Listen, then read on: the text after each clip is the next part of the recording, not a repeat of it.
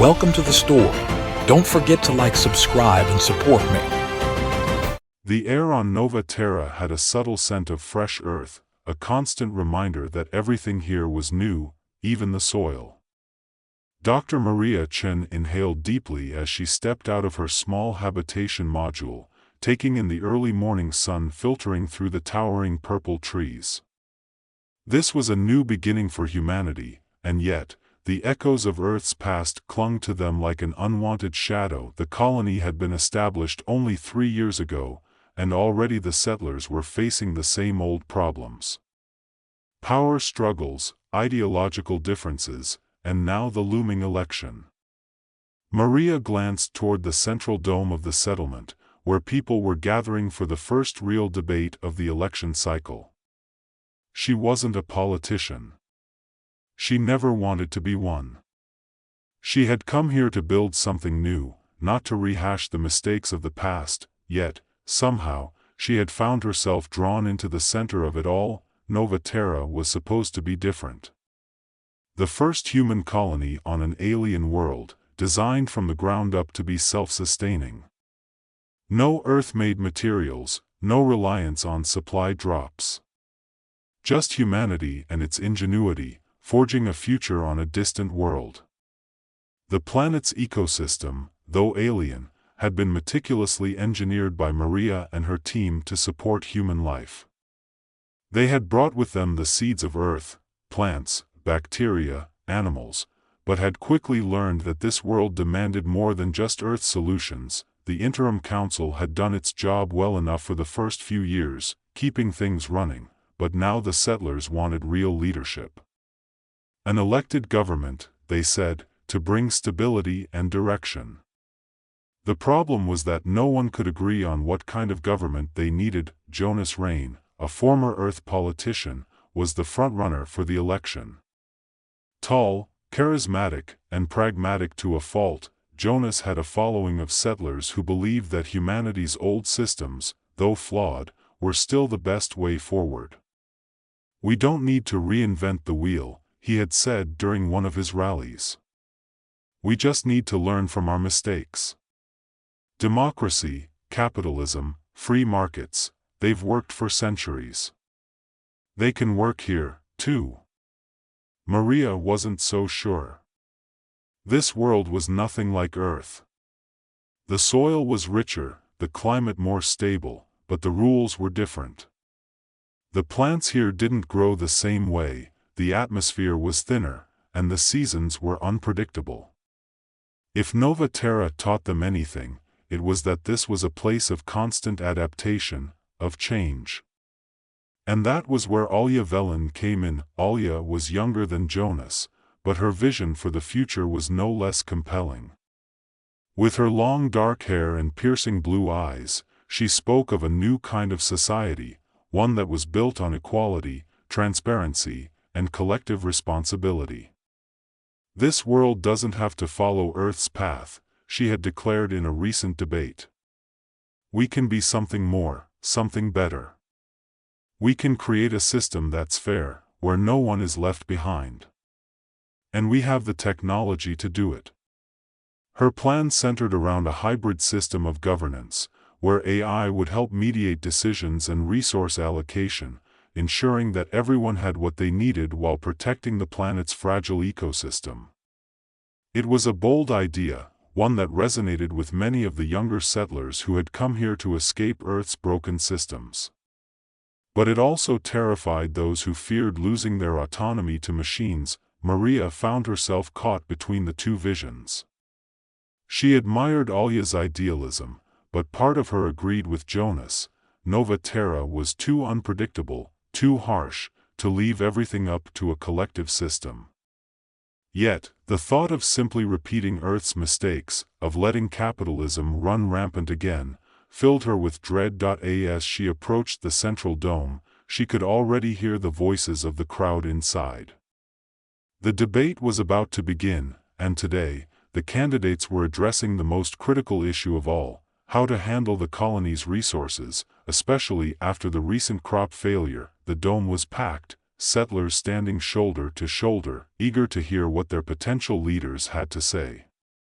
In the front row, Maria saw Alya and Jonas, each preparing their notes, flanked by their supporters.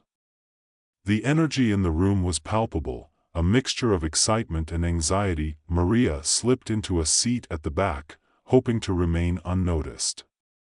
But as soon as she sat down, a voice behind her whispered, "Dr. Chen, do you think Alya's plan can really work?"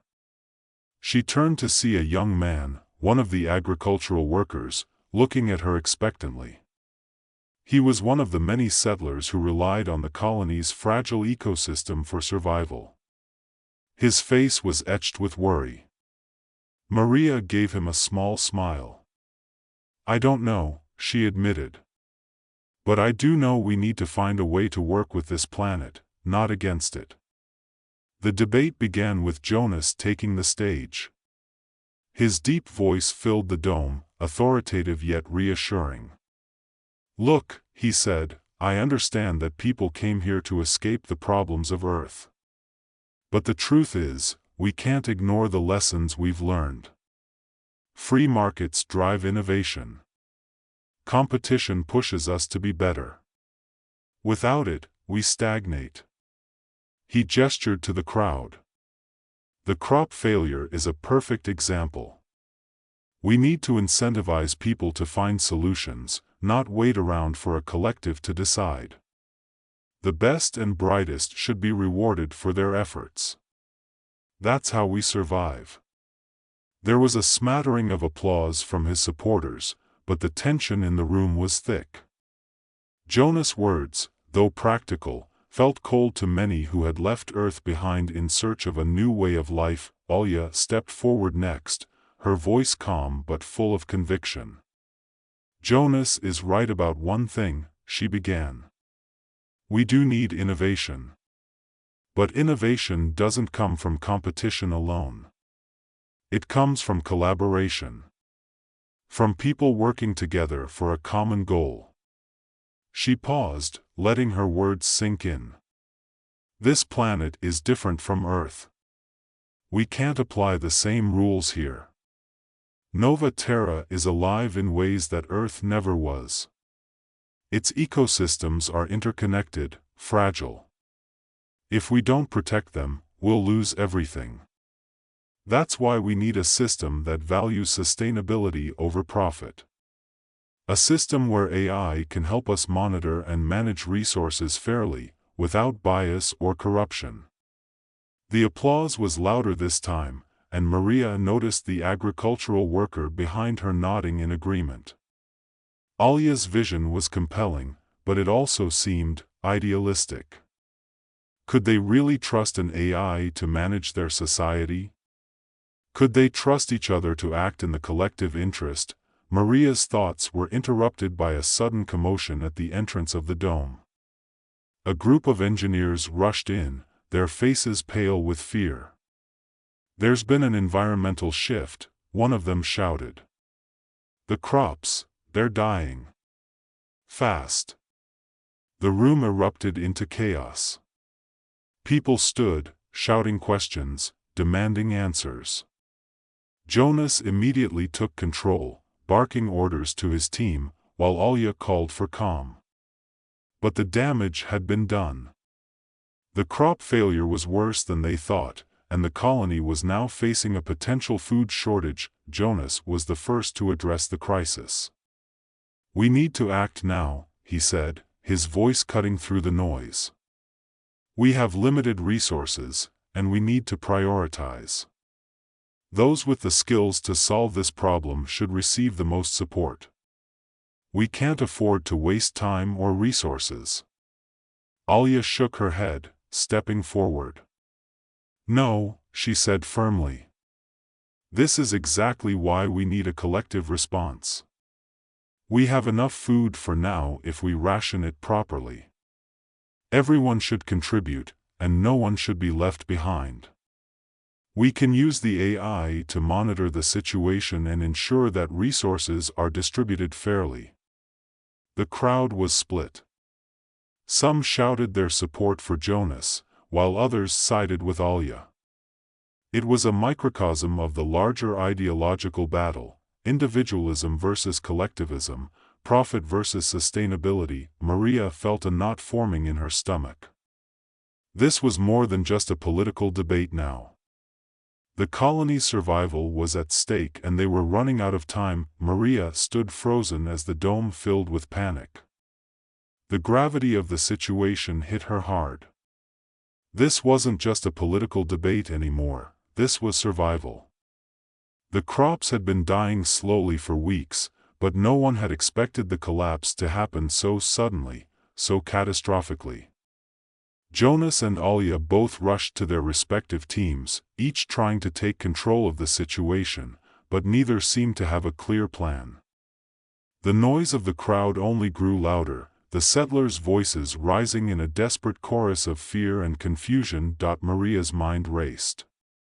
They needed a solution, and they needed it fast.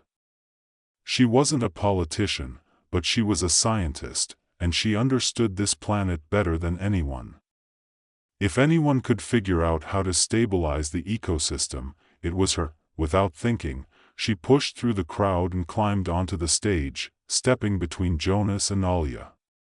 The room quieted, all eyes turning toward her. "We don't have time for this," Maria said, her voice firm. "The ecosystem is collapsing faster than we anticipated. We can debate politics later, but right now, we need to work together if we're going to survive." Jonas looked skeptical, but Alia nodded in agreement. "What do you suggest?" she asked. Maria took a deep breath. "We need to put the ecosystem into stasis. I've been working on a bioengineering project that could slow down the environmental shifts long enough for us to stabilize the crops. But it's going to require resources, and it's going to require cooperation." Jonas crossed his arms. "You want us to bet everything on an experimental procedure?" Maria met his gaze, unflinching. "Do you have a better idea?" There was a long silence as the room held its breath. Finally, Jonas sighed and nodded. "Fine. What do you need?" Maria quickly outlined the plan. They would need to gather specific compounds from the biodome, extract certain enzymes from the local flora, and combine them with Earth-originating bacteria to create a biological buffer that would slow down the degradation of the crops. It wasn't a perfect solution, but it was their best shot. Jonas and Alia both mobilized their supporters, sending teams to gather the necessary materials. For the first time in weeks, the colony was working together, united by the shared threat of extinction. Hours passed in a blur as Maria and her team worked frantically in the laboratory, synthesizing the biological buffer. The atmosphere in the colony was tense but focused. People worked side by side, regardless of their political beliefs, driven by the primal need to survive. As the final mixture was prepared, Maria looked up at the faces around her. There was a mixture of hope and fear in their eyes, and she felt the weight of their expectations pressing down on her. If this didn't work, there might not be another chance. With steady hands, she injected the buffer into the irrigation system, watching as the liquid flowed into the soil, soaking into the roots of the dying crops. The room held its breath as they waited for something, anything, to happen. Minutes passed, and nothing changed. The plants still looked sickly, their leaves withered and yellowed. Maria's heart sank. Had she miscalculated? Was it too late? Just as she was about to lose hope, a soft green glow began to emanate from the plants. It started slowly, then spread across the field as the crops began to pulse with life. The buffer was working. A collective sigh of relief swept through the colony. People began to cheer, hugging one another, their fear momentarily forgotten. They had done it. They had saved the crops, at least for now. Maria slumped against the nearest console, exhaustion washing over her. But there was no time to rest. The buffer was only a temporary solution. They still needed to address the larger problem: how to manage the colony's resources and ensure long-term survival. That evening, a meeting was called in the central dome. The mood was more subdued now, the initial relief tempered by the knowledge that the crisis was far from over.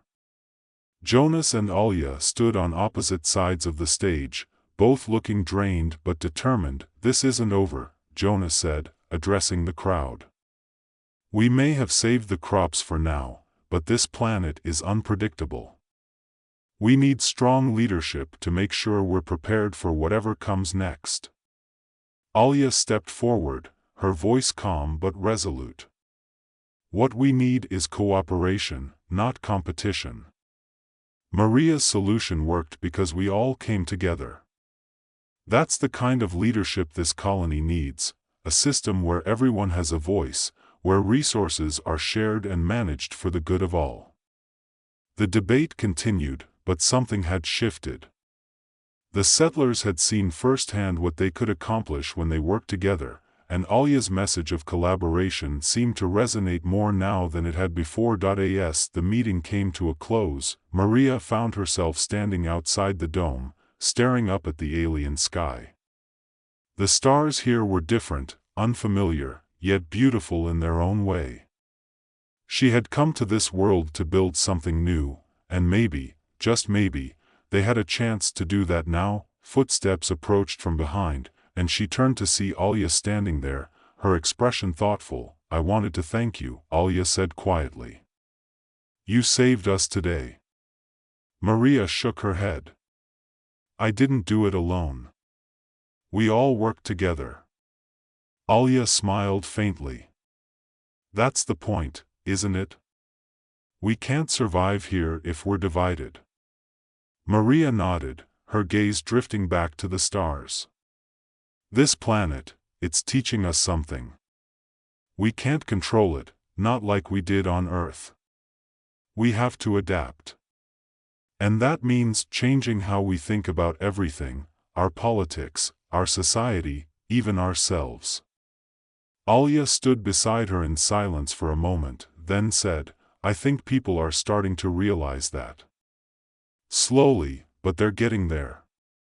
Maria glanced at her, a question forming in her mind. "Do you think we can really create a new system here? One that's fair, sustainable?" Alia's eyes were bright with determination. "I think we have to try." The next morning, as the sun rose over Nova Terra, the settlers gathered once again for the final vote. The election had become more than just a decision about leadership, it was a choice about the future of their society. Would they cling to the systems of Earth, or would they embrace something new? The votes were tallied slowly, the tension in the air palpable. In the end, the result was almost too close to call.